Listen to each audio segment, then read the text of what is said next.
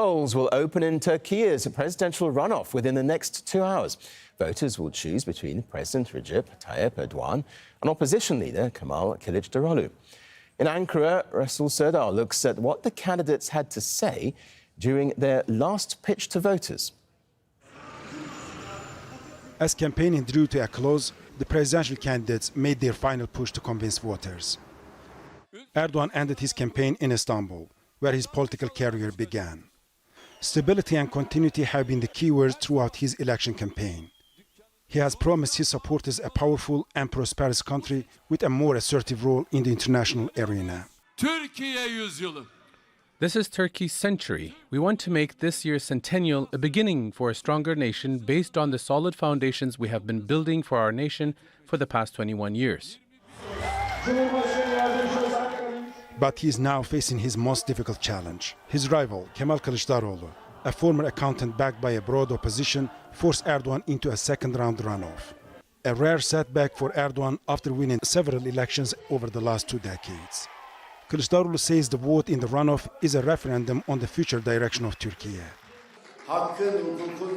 For your rights, for justice and the rule of law, there needs to be prosperity in every household. My aim is to bring justice to this country and peace in every household. I want you to be sure of that. Since assuming the office as the leader of the People's Republican Party, Kilicdaroglu has lost several elections against Erdogan. But determined to defeat Erdogan, 6 opposition parties have joined forces for this presidential election, with Kilicdaroglu chosen as their unity leader. But Erdogan led in the first round with 49.5% of the vote, while Kilicdaroglu received 44.9%. Neither President Erdogan nor the opposition leader Kilicdaroglu could secure enough votes to win in the first round. That result was expected by many, but the main surprise was the high vote for the nationalist parties. Many now believe they could be the kingmakers in the runoff, and that has forced the presidential candidates to reconsider their election campaign. To attract the nationalist votes, the mild-mannered opposition leader Kilicdaroglu focused his second-round campaign on the anti-refugee sentiments, promising to send home millions of Syrian, Afghan and Pakistani refugees. Syrians will go was one of the main slogans written on billboards. As a result, the leader of the ultra-nationalist Victory Party, Ümit Özdağ, has announced his support for Kilicdaroglu. But Sinan Ogan, another ultra-nationalist presidential candidate who came third in the first round, has decided to support President Erdogan in the runoff. The preliminary results will be announced hours after voters cast their ballots.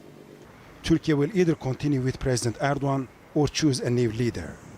But this election will be closely watched, especially by refugees grappling with fear and uncertainty. Resul Serdar, Al Jazeera, Ankara.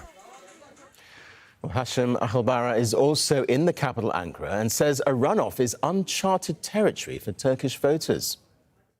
This is the first time that they're going to a runoff to decide who is going to be their president. And this explains the anxiety, but the uncertainty about what's next.